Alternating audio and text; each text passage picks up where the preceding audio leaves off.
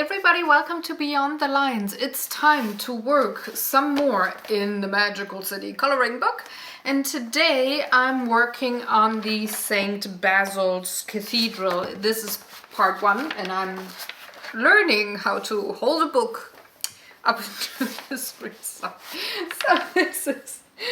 this is what I'm gonna start. I'm working on the background only because, well, if you know me for a while now, you know that I like to start with the background and that it makes it easier for me to work then on the correct, let's say, brightness and contrast values of the focal point. So I'm going to start with the background and you can see why I choose what color, because I'm thinking aloud and I'm gonna share with you why I do what on the background. So enjoy. Alrighto, let's get this page colored, shall we? I'm gonna work with my Inktense pencils today only. I'm not gonna take the blocks because if you look at this page, there's very little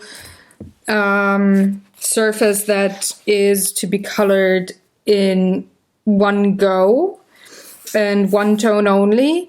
So there's a lot of fiddly things in here, so I'm probably gonna be fine with the pencils only. So I have my pencil case next to me and take out my swatch of colors. And that is pretty much all I need to prep, other than having a filled water tank, brush, and a piece of paper towel, as well as a sharpener, a pencil sharpener. If you look at this picture, there's, well, the focal point, as you can see, is the Basil's Cathedral, which is in Moscow and pretty famous, I'd say. And then we do have some parts of the Red Square, sky. This street lamp kind of indicates nighttime maybe, but there's no stars like there is in other line work pages in this book. So what I'm gonna do this time around, because I have done so many nighttime scenes or evening scenes, see, here is a nighttime, and this is what I mean by the stars and stuff, that is not present in the Basil page. This is a sunset, another nighttime scene here, and another one there. So let's go for daytime this time around, right? I am going to start as per usual with the background, because then I can intensify the colors way easier on the focal point, meaning the cathedral, and get some more oomph and well, brightness and stuff there. It's way more difficult for me personally to tone it down. So I'm always starting with the background in for drawings like this or colorings, paintings. Let's say 99% of the time I start with the background, because this is just way easier for me to see it's way easier for me to adjust contrast and stuff like that. So let me take a sip of water and see what kind of colors I want for the sky. So there's, of course, the swirly bits again.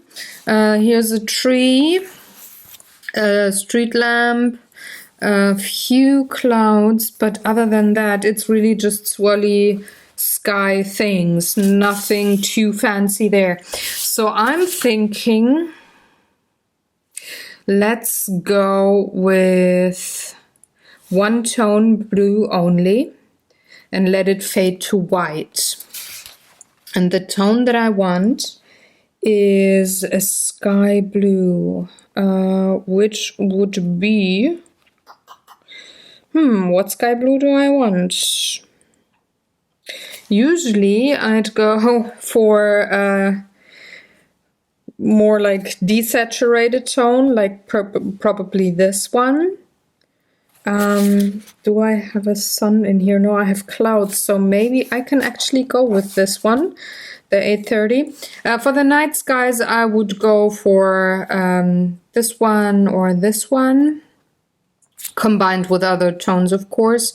This is summer, and this is maybe just autumn or spring, and it's a bit more grayish, which means it pulls into the background a bit more than, say, these tones here. They're way more bright and vibrant and bam in your face and want to go into the foreground. So it might be a bit more difficult to push the sky back into the background. Also, I think it is that one. That part here of the church is actually blue and white. So, and it's kind of like this blue. So I'm going for the 830. I'm gonna get that from my pencil case. 830. There we go. It's a navy blue. And see, this is how I decide which kind of color to take. I look at the whole piece. I do that with every drawing and painting that I do. I look for every part of the piece. While I talk to you, I'm gonna start coloring in. I'm looking for all the bits and pieces and that I have on my page to color. And then I also look for contrast, daytime, emotion that I want to convey, and is this color gonna be in my focal point? And I kind of try to stay away from the colors that I use in the focal point when it comes to background coloring, but I stay very close to what colors I'm gonna use. So you just saw I feathered in pigment here. And I'm going to do the same thing from the top, just a bit.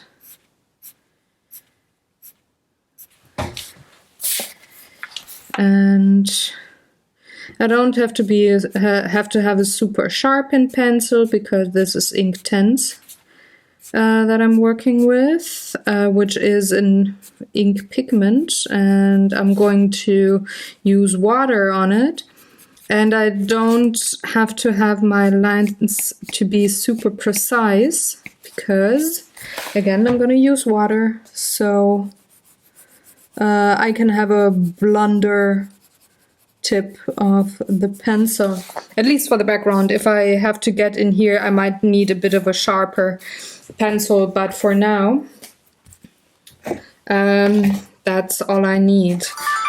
So that was my vlogging camera, because I'm recording a few clips for my Talk O'Clock vlog. What I'm going to do now is just go with a damp brush over what I colored in, and I'm going to pull pigment towards the center of that stripy part. What I have in my brush, I'm going to pull into the center underneath the cloud piece, and like that I can have a bit of a gradient blue look on this particular part of the sky.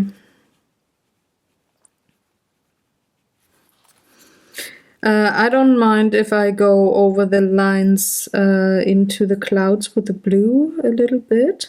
I'm going to add a light gray to those clouds, especially on the edges. So I'm gonna have this toned down a bit anyways. And clouds are never just white. Sometimes they have a little blue or gray in them. So, number 1. Going to let this dry, let it sit. And while I do that, I'm going to color in the next piece and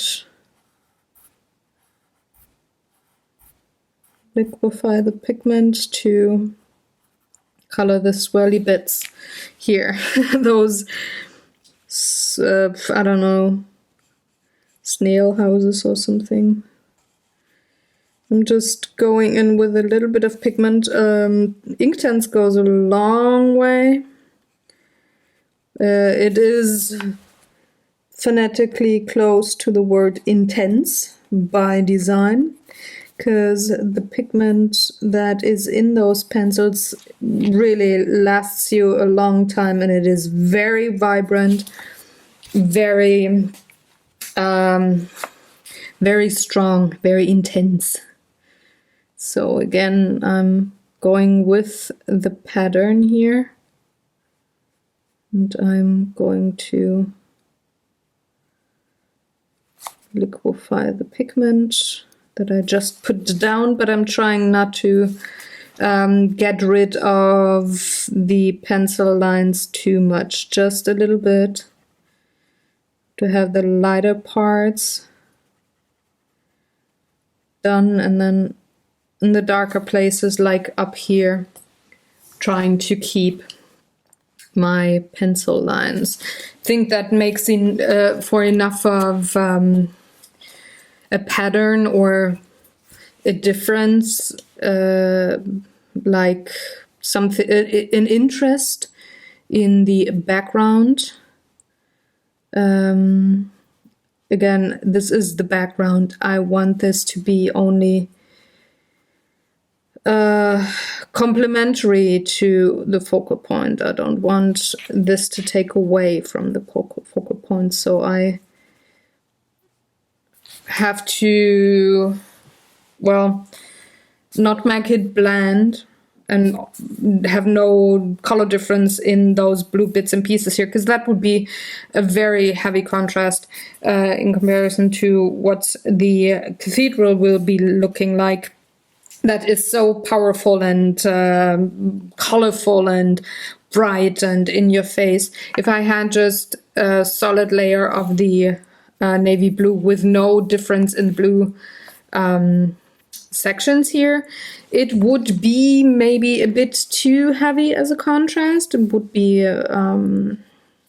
kind of looking like a, I don't want to say plastic, but kind of flat surfacey, and that is not what I want. I want a contrast, yes, but not too heavy. I don't want the difference between the way the background is colored and the Cathedral will be colored. Don't want this to be too heavy. I want it to be a subtle contrast, and by having differences in the way these sky parts are colored, I'm having some movement and busyness in the background, which will be a little more harmonic with the way I'm going to color the Cathedral, which is the focal point. That was a very long-winded explanation on why I'm not just having one layer of blue down and let the line work do the rest. I need a bit more. Like, for example, here I'm going to put in some pigment here only, and gonna pull it towards the rest of those lines, which is more like a soft, bland kind of way of putting down color. But I cannot have this design everywhere. It would be too busy, too wild. So by changing it up between the swirls, going like this, and the waves going with more like a solid gradient layer, and those straight lines going like rays, you have a difference in how you color, a difference in pattern. You make it a bit more busy and alive looking, but still you have it also very harmonic and quiet, calm, cohesive by just using one color throughout all of that. So there we go. Another wave, which goes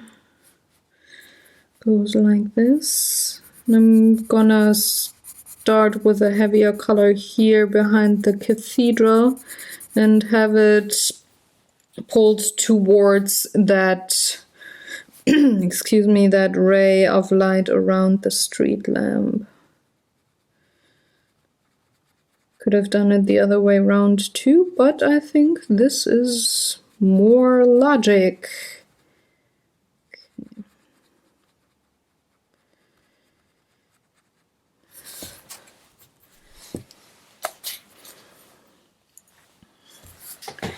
This could almost be like a night sky or like dusk maybe, but it could also be just a cloudy day, just a rainy day right before dusk maybe, because it is quite the intense dark blue here. So I'm going to this part behind the building be a bit darker, and then again pull the pigment towards the center, towards the light in this case. There we go. This is with the dark blue, this is going to be a very heavy contrast towards the lamp for one, because it will have a yellowish tone, of course, and the buildings, which do have a sand color in real life.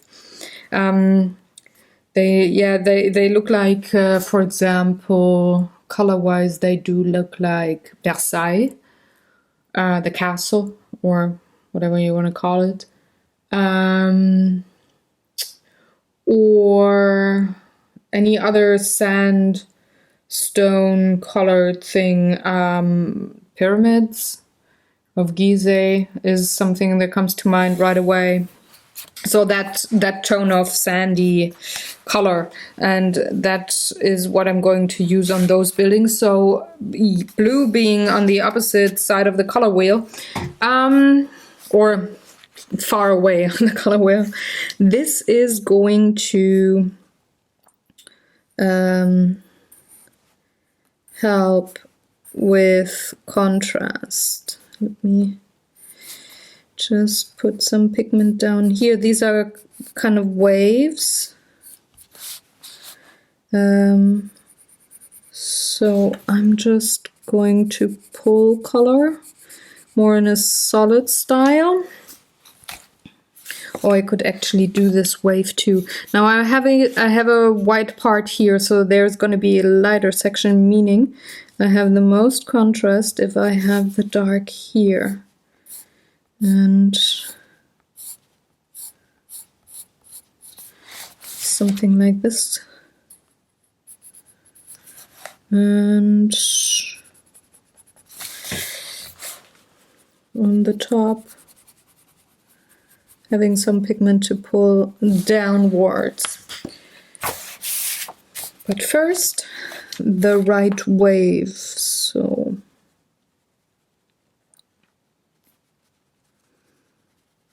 and the way I choose colors, as you saw earlier, and as I hopefully could tell you how my thought process is, because I pretty much just thought out loud. This is what I do with pretty much every color I choose for any kind of painting, drawing, coloring, no matter. Even clothing or I don't know, interior accessories or stuff, accessoires, as the Frenchmen say. It's all the same principle. What do I want to stand out?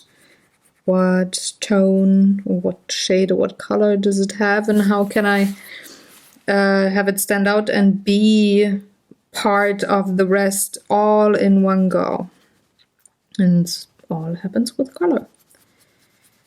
So pulling in the pigment to almost white.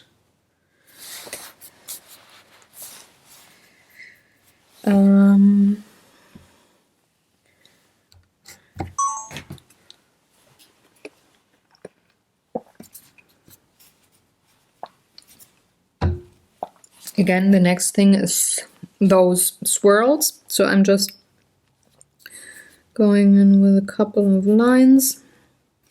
I'm gonna trace here. And I tend to have the darker side on the right-hand side just because I'm left-handed and it is way more comfortable for me to color that side and put the pencil down there.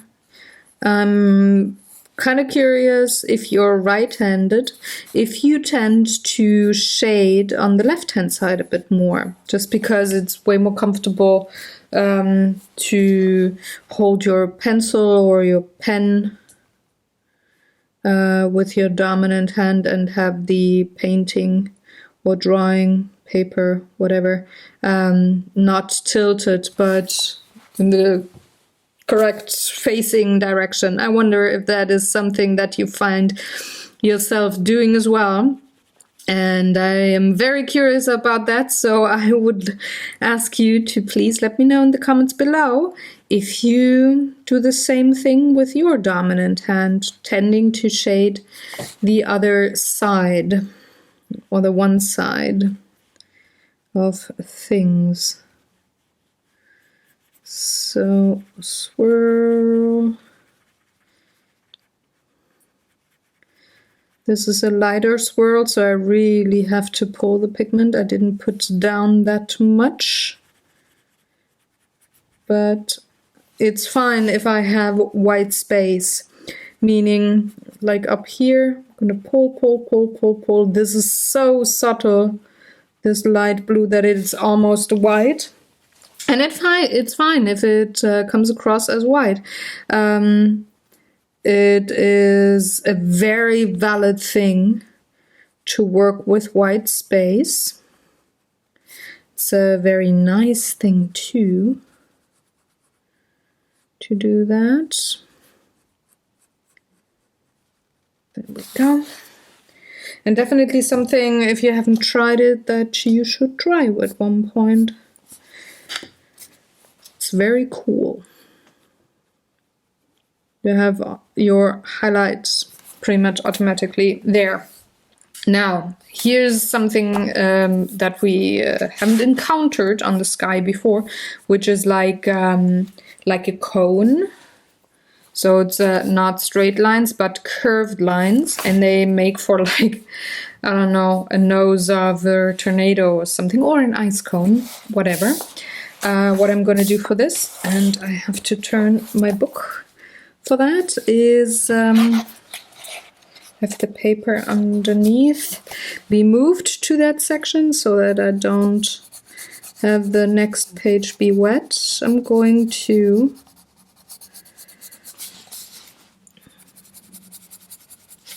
pull in this pigment towards the center.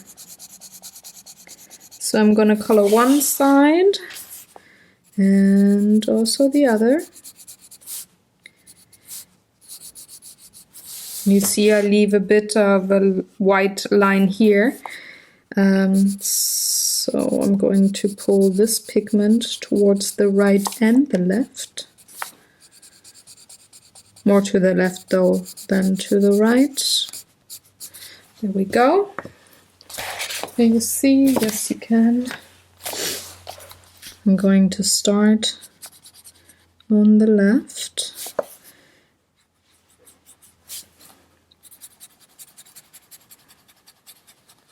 And then quite a bit of water and pull, pull, pull. With this one, especially with the Inktense, not so much watercolor, but with the Inktense you have to work rather quickly when you work with a water brush, because the pigment is permanent once you have it liquefied. So you have lines like this happening. If you work on big spaces, even if you work fast, you have to make it work for you. So, which means I'm going to take a bit from the pencil directly, and I'm going to put it down here. Okay. And the rest I'm going to leave. Well, maybe it's a bit too straight here, so I'm going to take a bit more and just have it be a bit more zigzaggy. All right.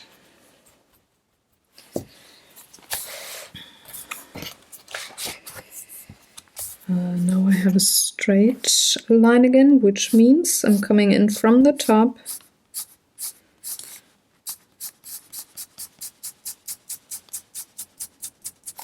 and the bottom.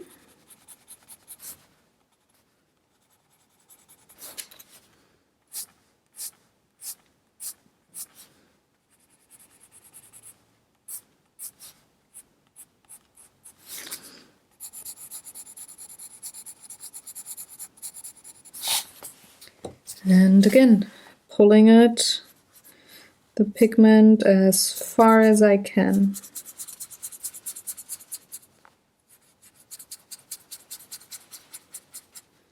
And then going from the other direction and pulling in pigment from that side of those rays.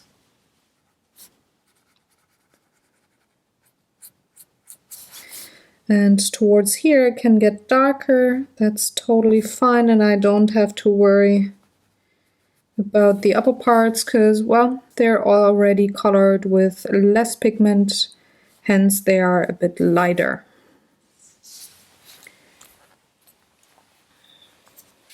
And the last part is swirls. So I'm going in with few lines again.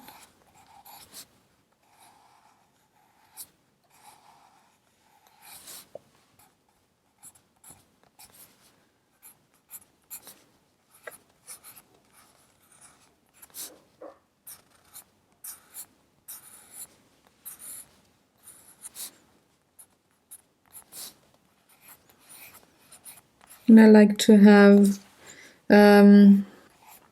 things done in chunks in coloring pages, meaning not have all the pigment down for the sky here, especially if I work with one color only. I like to work in chunks.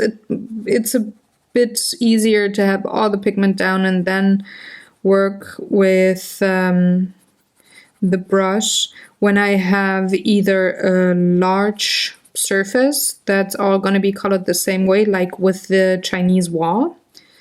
That was a bit easier there. Or if I have multiple colors, preferably 2 or 3 colors, sometimes even 4. I can definitely just color everything, put the pigment down, and then liquefy. But with different kinds of patterns, but only one color, I like to work in chunks. It makes me remember which direction I want to pull the pigment, where I want my lights and my darks. And this size of a surface, it's, well, still doable with having all the pigment down first and then go in with water. But imagine this is a double spread and you have all this size of swirls and everything, and even more patterns maybe. I find it easier to just work in chunks to not be overwhelmed to see where's your lights and where's your darks. So now you can see I do have the night sky down, so, or background sky down. So I'm going to leave it as it is. I might come back to it, but not now. I'm also going to leave the clouds for now. I'm not going to color them yet because I can let this pigment dry. What I'm going to do now is take care of the buildings and the cobblestones and stuff. So for one, I need to choose a color for the buildings. So I said sand color, which would mean either something like this, like a 220, or 17, 1710, 1720. By the way, you don't have to write down all the colors that I'm going to use to color this piece. If you want to see it and read up on that or see close-up photos later, there's a blog post for this at my webpage whenever a piece is done. So if I have 2 videos for one coloring page, when the second one is out, well, then the blog post is out as well. Going back to the building, I don't want to go too yellow, but still I want some contrast, because the streets down here, or that part, is grayish. So I think I'm gonna go with the 220. It's a bit more of a subtler tone than this one. So I'm going to take that. I might, for the shadow, maybe. Ooh, let's take the 1700 for the shadow. I like that idea. So let's go in with 220 for the building. Of course, here's the shadow. And here's a light. And I'm gonna put in the shadow here with a bit of mustard, just a little bit, not too much. Also here, just on the bottom. It's very little to do there, but see, when I go about it now and pull the pigment towards the white space, it's a very light tone. And it makes for a nice gradient coloring all in one go. For the mustard on the bottom, just to have a bit of oomph there, and then I'm going in from light to dark also on those shadow parts here. And I'm pulling the mustard dark tone towards the top. All right. That's all. Doesn't need much more. Let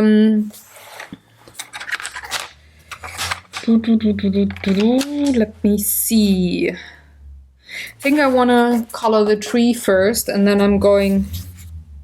Sorry if you hear word background. I do have my window closed, and I still hear the tuned cars of other people. Great.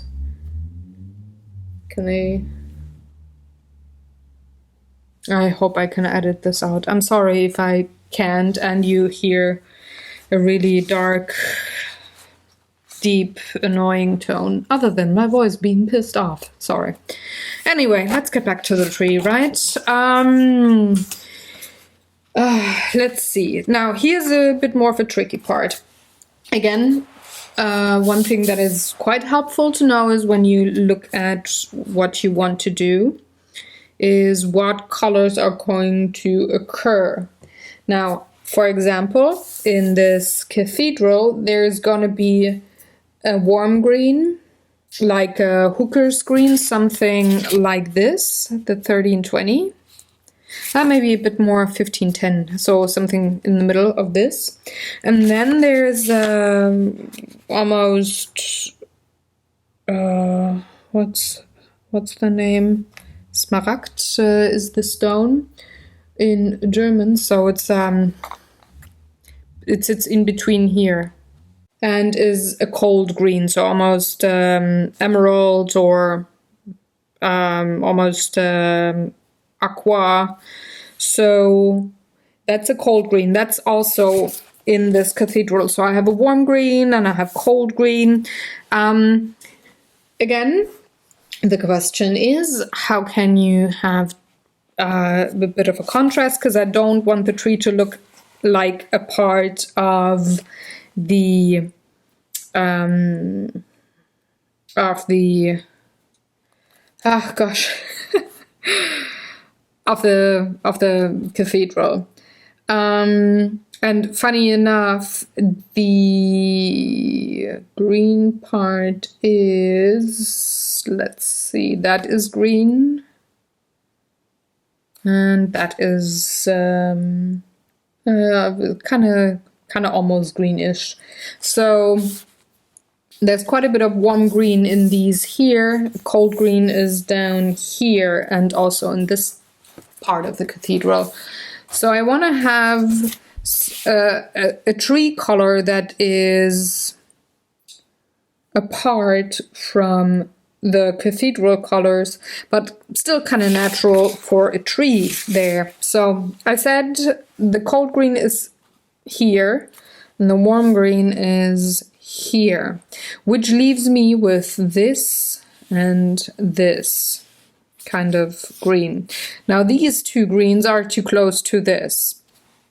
This is, and almost this is too close to these two tones, which leaves me with either this 1310 or I'm going into the browner tones. So what I like to do is, well, if you can't decide, make a combo, meaning the 1310, which is a bluish tone almost, and a yellowish green. So I'm gonna take 1560 and 1310 to have 1310. Where are you? There you are. To have the tree colored here. Before I do that, I will also choose the color for the trunk. And for that I want a cold brown, as the cathedral has like a terracotta warm brown.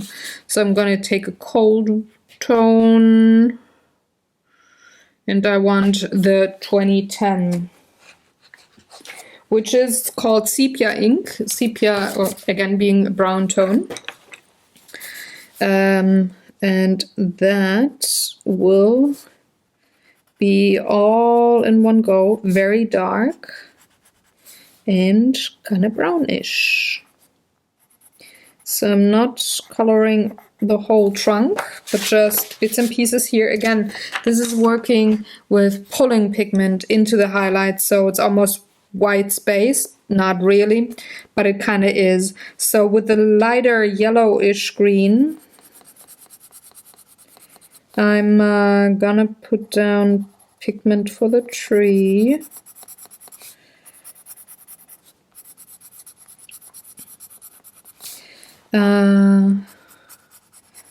Almost solid.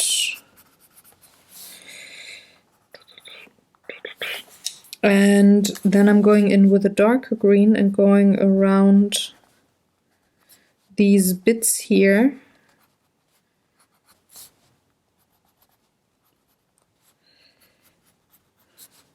And also between some of those branches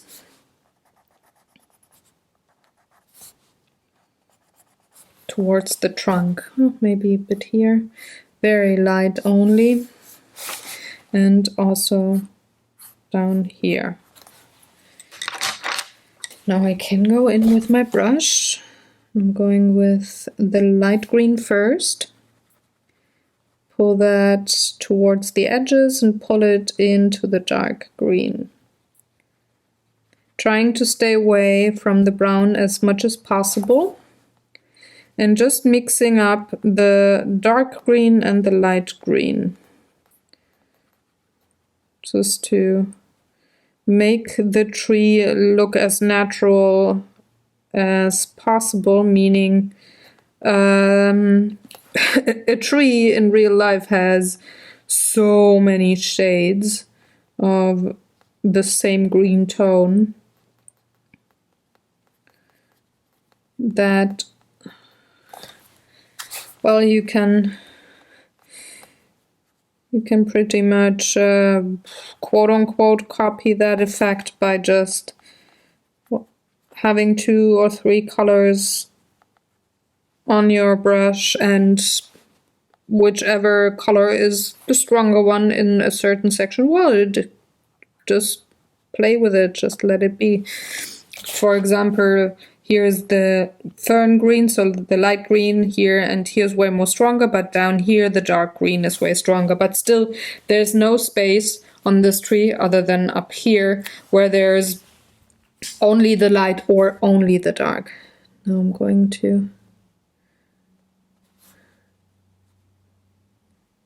pull this brown pigment here, and I'm trying to stay away from the green as much as possible, because you can have some bleeding with Inktense too. It goes wet into wet, though it is not as problematic as it is with watercolors. They bleed a bit more, especially on this paper. So here's the dark.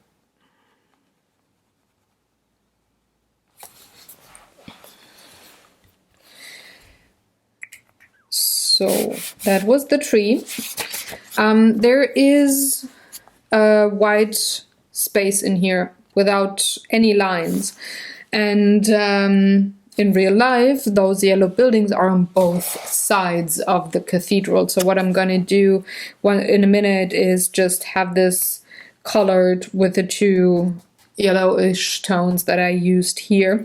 But I want to have the tree dry for a second, so I'm going to take care of that lamp pole, which I want to be a dark gray, and I want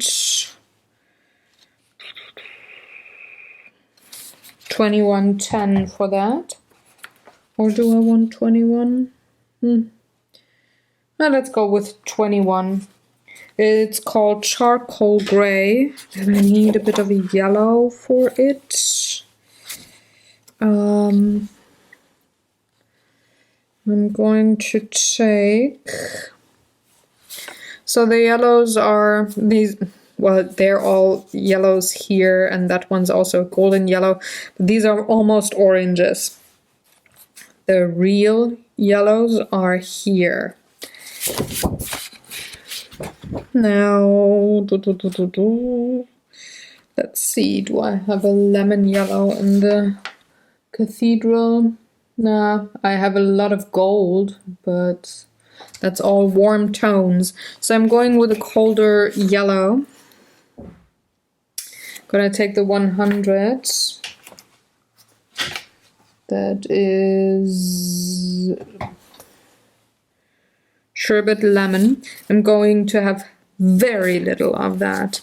Very, very little. Just around here. No.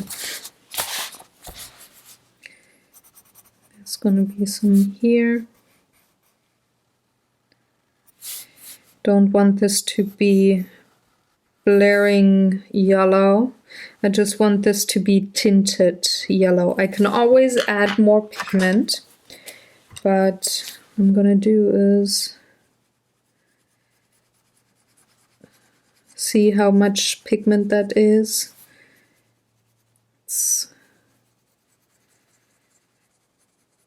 just from this very little bit of pencil that I put down, and I didn't use any pressure on the pencil. So it really is a lot that comes of those pencils.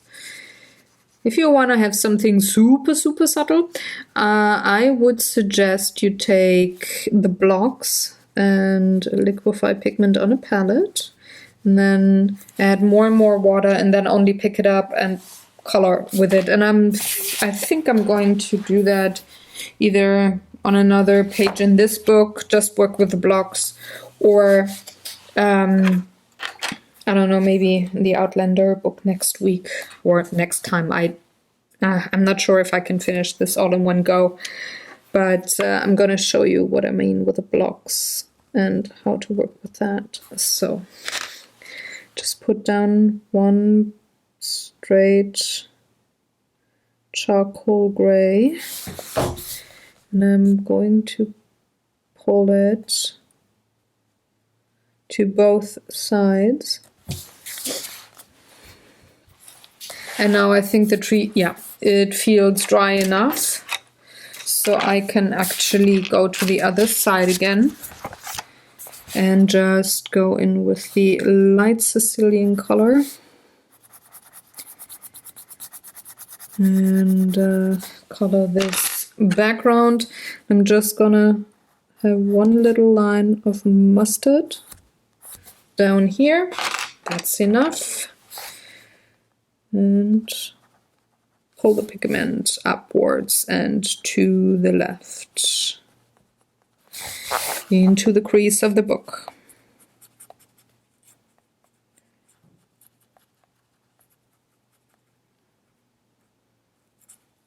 That's enough. Some water for me.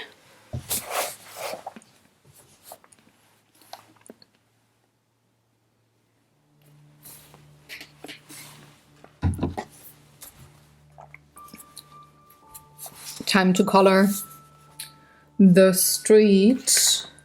Again, it's cobblestones and, well, normal concrete pavement street. A lot of grays. The cobblestones are warm gray, and for the other streets here I can choose pretty much any color I want, maybe a cold gray. But I'm going to start with the cobblestones. I think I want to have the neutral gray.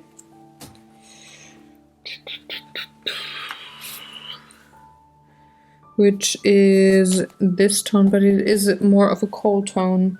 So nope, I'm going to take the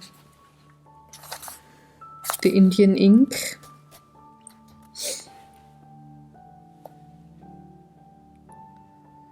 And maybe a bit of a brown almost. Don't have a beige.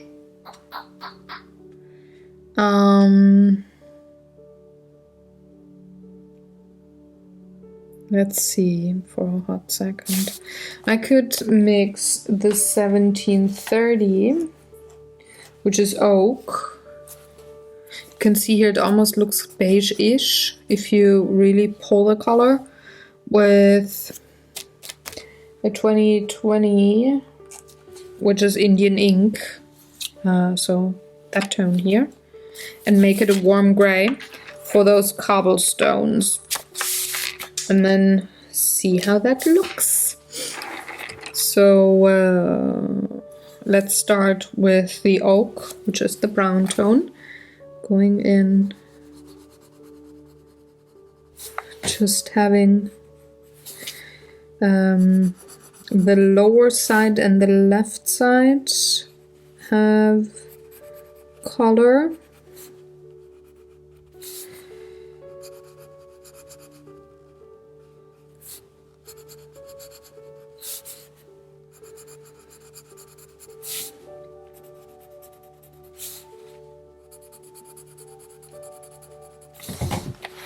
And the closer you get towards the viewer, I'm gonna have more pigment.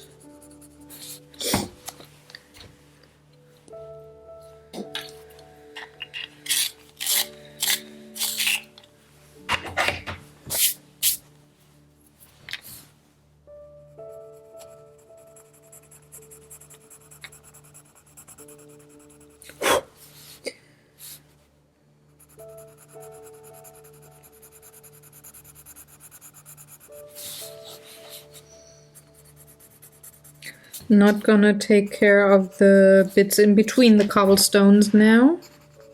We'll do that later.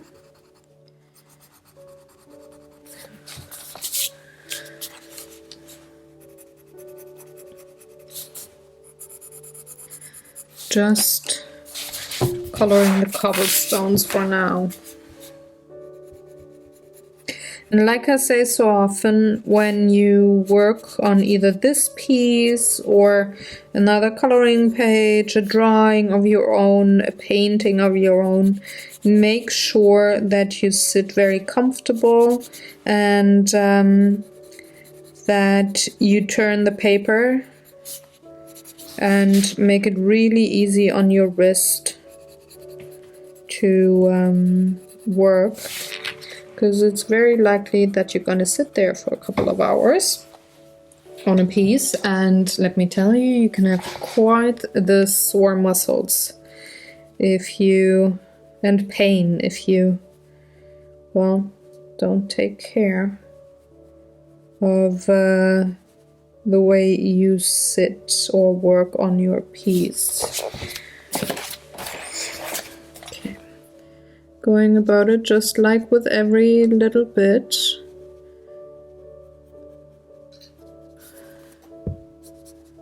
Liquefying the pigment I had put down.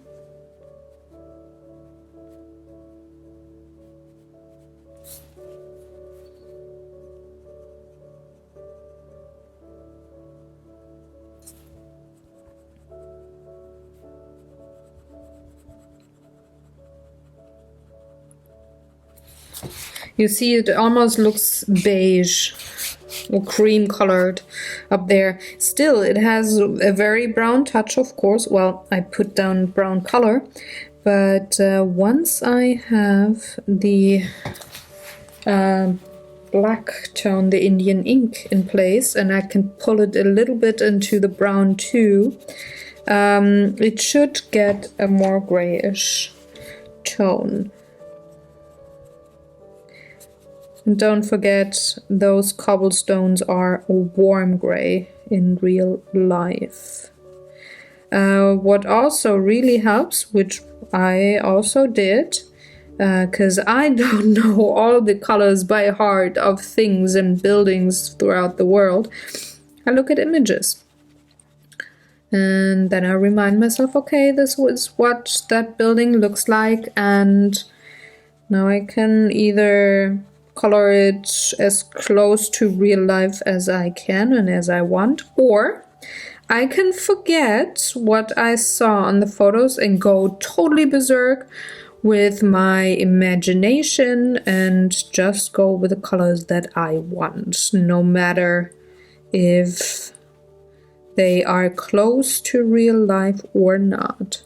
For this particular page here, I decided to go as close as I possibly can. There might be other pages where I do something different.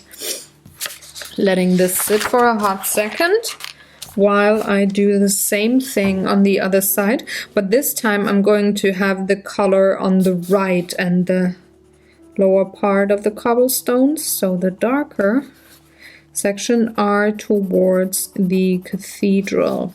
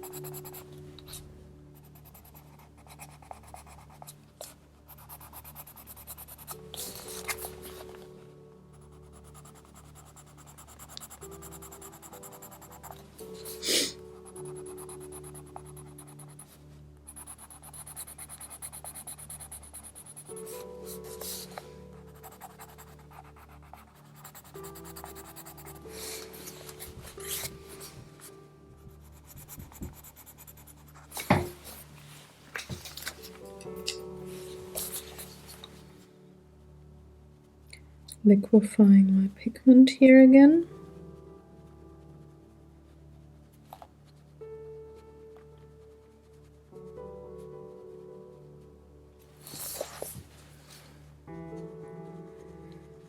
Looking at the time right now on my clock that I have next to me, I'm definitely not gonna be able to finish this in one sitting, as much as I want to, but there's just too many things going on and I'm an hour in. So what I'm going to do on this video only is color the background, and next week I'm gonna color the cathedral.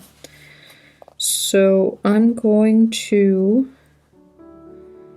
color the rest of the street here, and then I'm gonna leave you to your other devices, whatever you are going to do the rest of the day.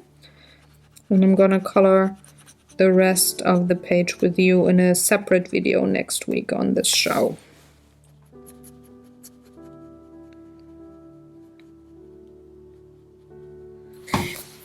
There we go. Now I'm going into the right hand side again with Indian ink. I'm going, need my cardstock here.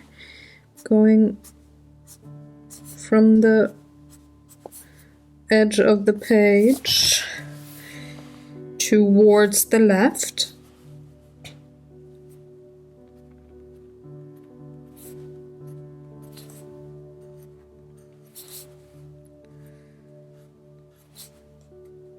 Like so. And now I'm going to take one line, not all the way through, but almost, the outer rim here. Same from the cathedral towards the edge, and then going to feather in pigment from the lines that I just drew towards the center, just a bit. So I'm going to have quite a bit of a lighter part here and quite of a darker part up here. I'm going to take my brush again, pull the pigment. And if I have bleeding towards the cobblestones, that actually helps, so I'm not gonna be mad if I have some bleeding going on like I do here. Just gonna pull the pigment from dark to light,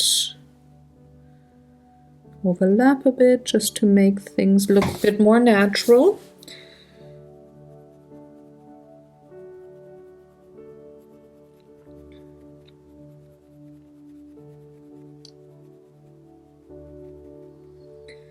Because cobblestones in real life don't have these crisp edges. They blend together just by the sheer amount of cobblestones that are in one little, I don't know, town square or something.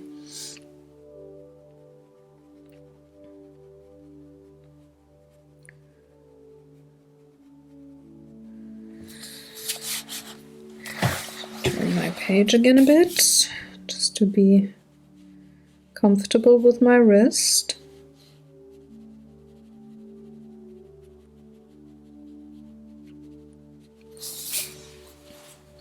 You see, I'm not trying to keep my brush very still. I'm trying to actually have unclean edges on the cobblestones, and that is how I achieve that, just by not being soft and precise the way I move my brush, but going back and forth,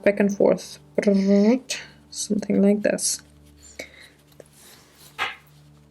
That way I just pull pigment way further into sections that are a bit further away to the parts that I actually put down the pencil color in the first place. All right, right hand side, done. Sorry, folks. Oh, my brain, folks, I tell ya. And I'm going with the same principle here. Dark around the cathedral. Dark from that edge. Pull pigment down. And up from the big parts that I just colored here. That is enough. And again, like on the other side, I'm just going to pull and squiggle to, well, have the dark lines between the stones look kind of natural there. Not like they're, I don't know, plastered.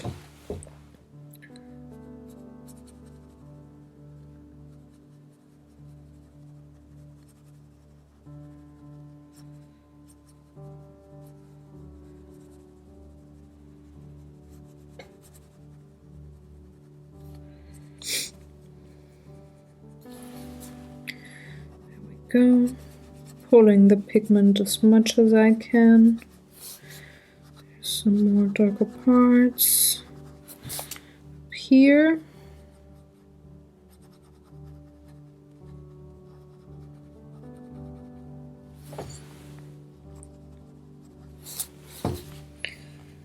Okay. Now I'm having bit more street up here and then down here. This part here and here looks, oh, and that one too looks to me like a cobblestone area. So not the pavement way drive on, but the part where actually people walk on. So I'm going to look for, there it is, this is the right pencil. There's a thing coming out, so I'm gonna color that part in between here, just the way I colored the cobblestones. And have a bit of the dark color towards the cathedral, a bit here as well. Same goes here. Oak color and Indian ink. And of course also here. Now this has a pattern. I'm going to ignore that pattern because the other two didn't have any pattern. Just going to ignore it. Put down the sepia. Oh gosh, I mean Indian ink, of course. And oak. And then I'm going to go from light to dark this time round. And bit of light, brown too, and then pull the dark color over it maybe a bit, but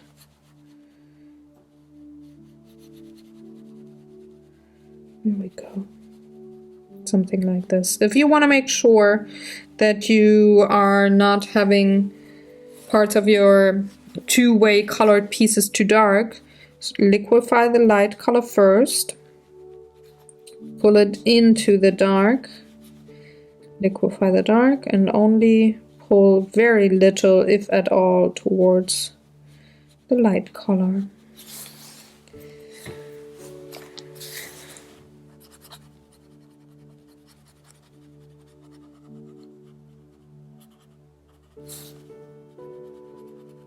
See? Getting towards the darker tones.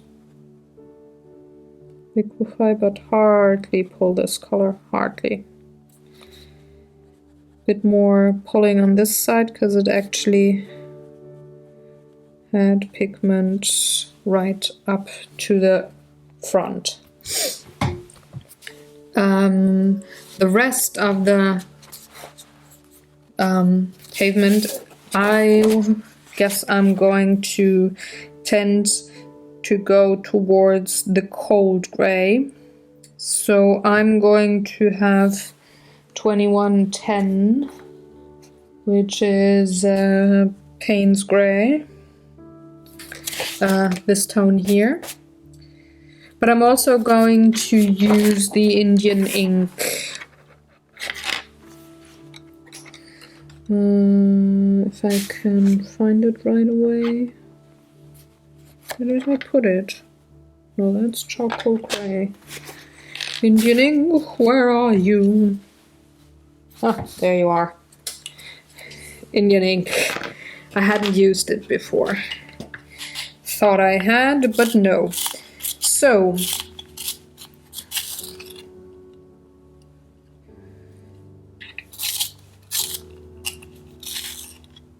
there we go. Just to take another sip of water.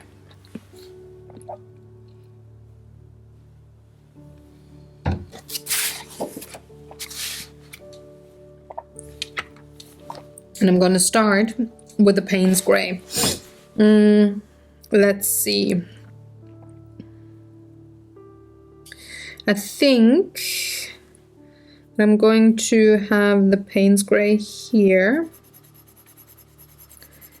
because that line here and that small line here kind of looks like a sidewalk to me.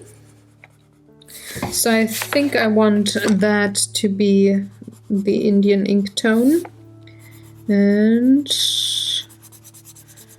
have the rest be gray.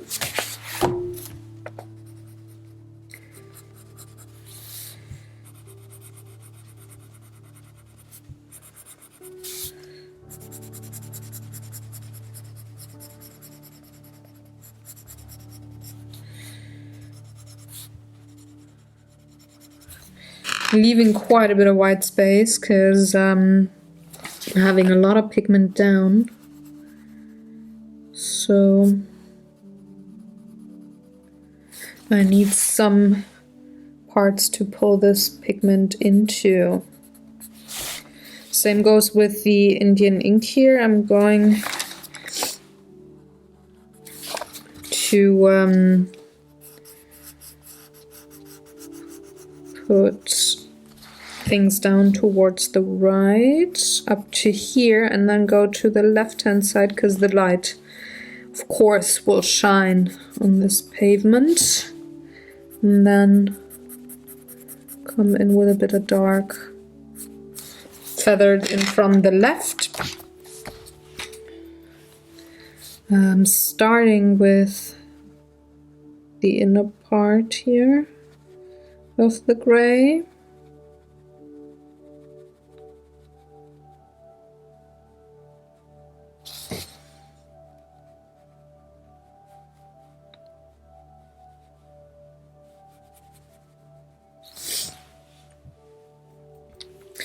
I'm not going to go in with the Indian ink now. I'm just going to liquefy the Payne's gray first, just like I did with the cobblestones.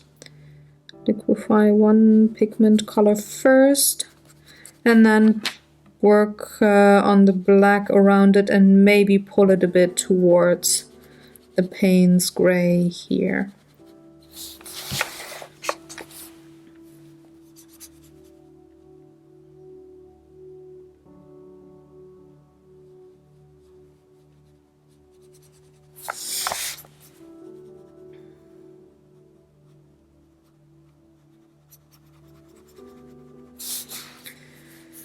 Okay, like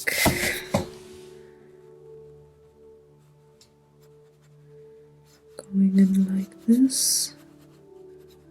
Pull, pull, pull, pull, pull. And you really have to work fast with this one.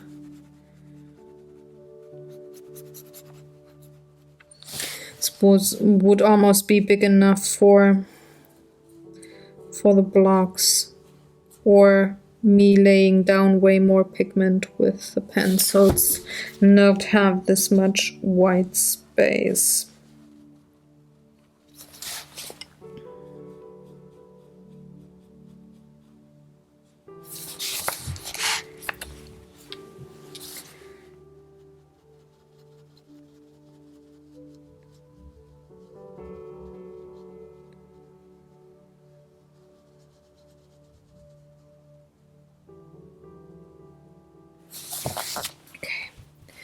I'm going in again with a Payne's Grey, because there's a little bit too little pigment for me here. I'm going from the top, maybe going in with a pencil right away, like this, and bring down some pigment just to close that gap. And the same with the Indian ink, just to get rid of this line here. Squiggle in a bit more pigments.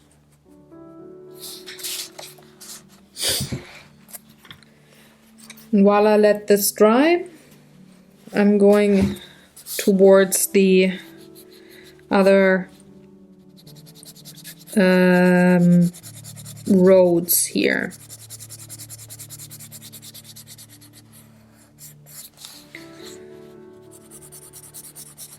And you notice that I'm not going underneath those parts here that are almost tunnel-like looking, because that is where I'm going to use the black, since there's going to be shadow. Some here. I don't care about those dividing lines here for now. I'm gonna put them in with maybe gel pen or white marker later. Taking the Indian ink, going in with the dark. Also on the sidewalks here.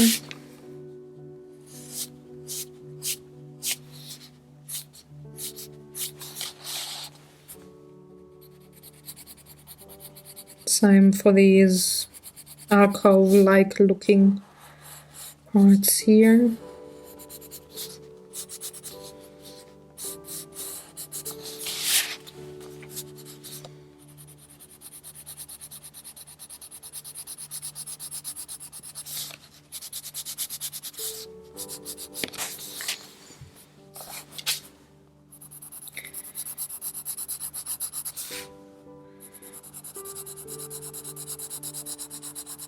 Also here underneath that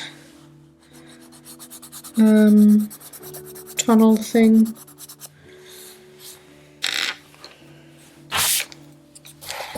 And I'm going to do the same thing as before.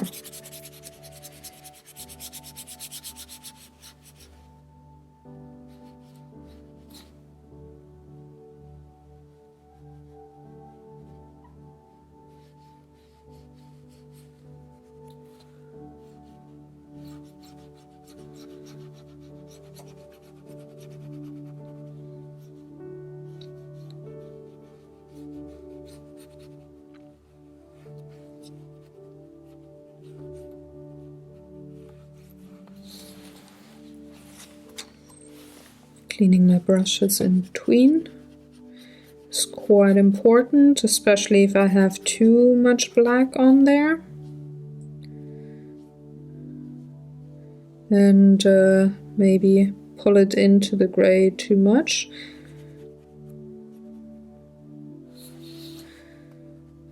So that means pretty much between each of these lanes I'm cleaning my brush.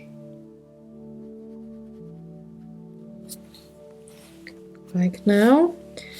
And then again going in with the gray first and then bringing in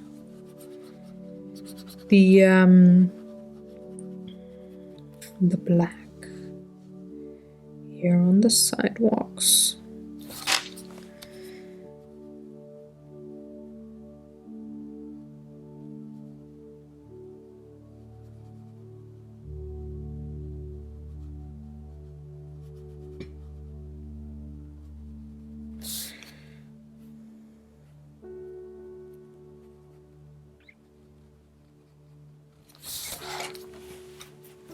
And once more.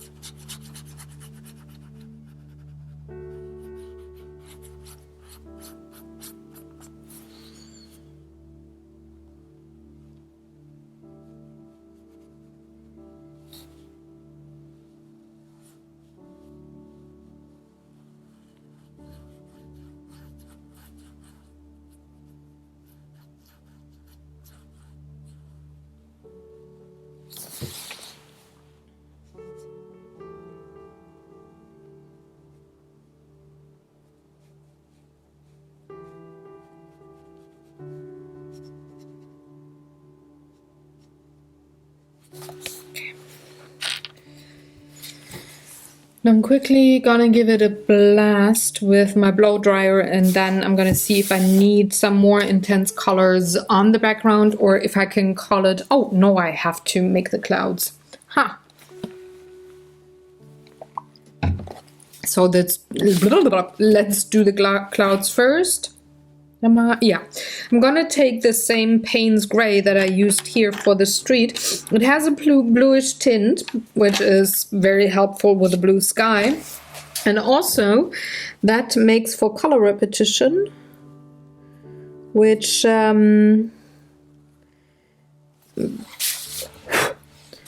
brings a page together and make it more harmonic to the eye.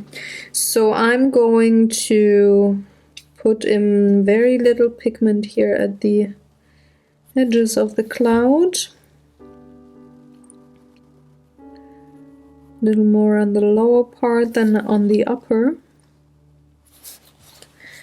And, wrong, this is my brush. And I'm very gently gonna pull it in, let it fade to white.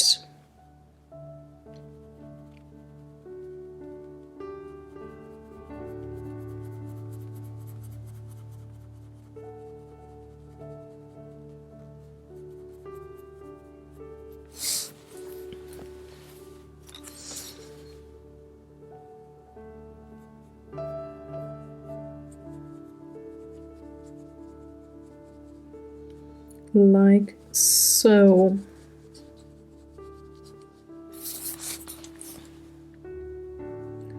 Same up here. And also up here.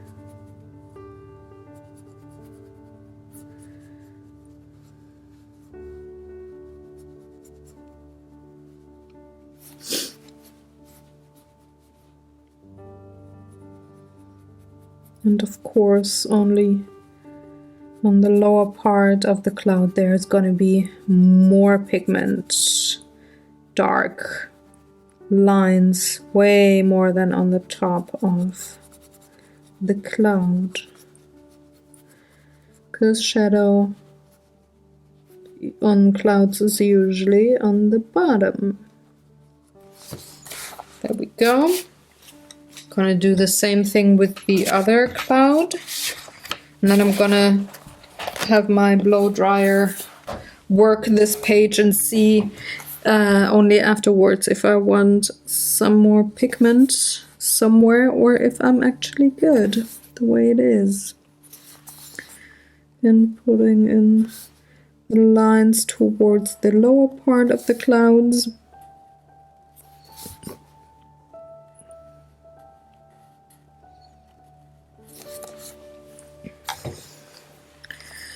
And pull. You have to be really quick if you really want to pull a little bit of pigment, quite a bit of space. Otherwise you will have weird lines. If you want those lines, go with a slightly damp brush only and make those lines work for you. But I don't want too much texture, too many lines, so I'm having quite the wet brush here, not only slightly damp. Because like that I have more water to actually pull the pigment a little further, not have weird lines happening. Right.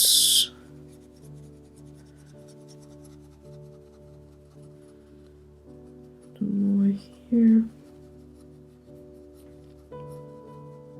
Okay.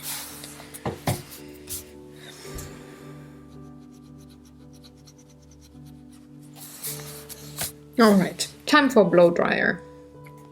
I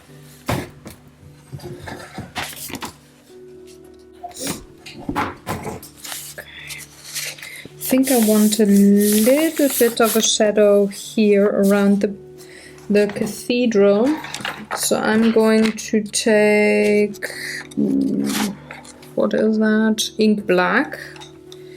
I'm just going around the cathedral here, very, very light touch on my pencil. Then going in with my brush, pulling the pigment towards the right.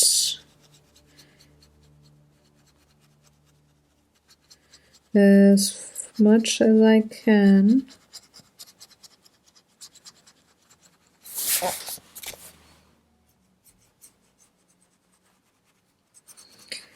Because that building is huge and it casts quite a shadow. That was the right hand side. Now again on the lower part here, I want some more.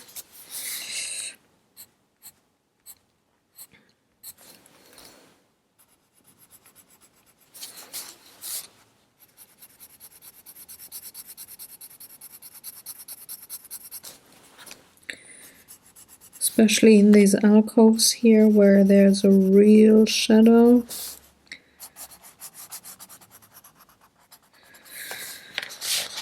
And also up to this part here of the pavement or the cobblestones.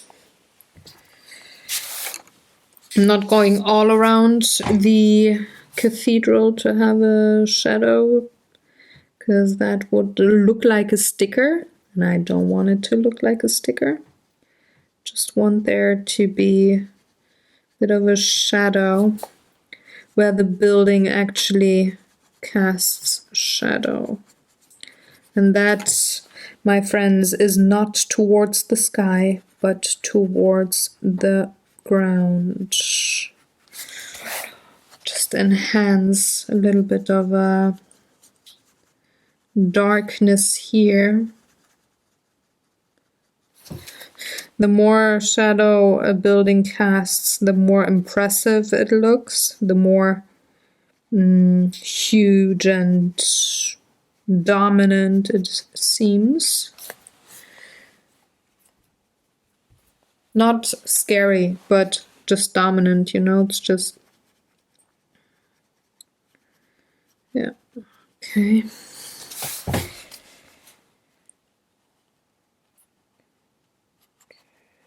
The same this hand side of the cathedral, pulling the shadow towards the brown stones here a little more, so underneath this tower. There we go. And that, my dears, is the background on the Saint Basil's Cathedral. I will be back with you next week to finish this page and work solely on the focal point. I hope you enjoyed watching along.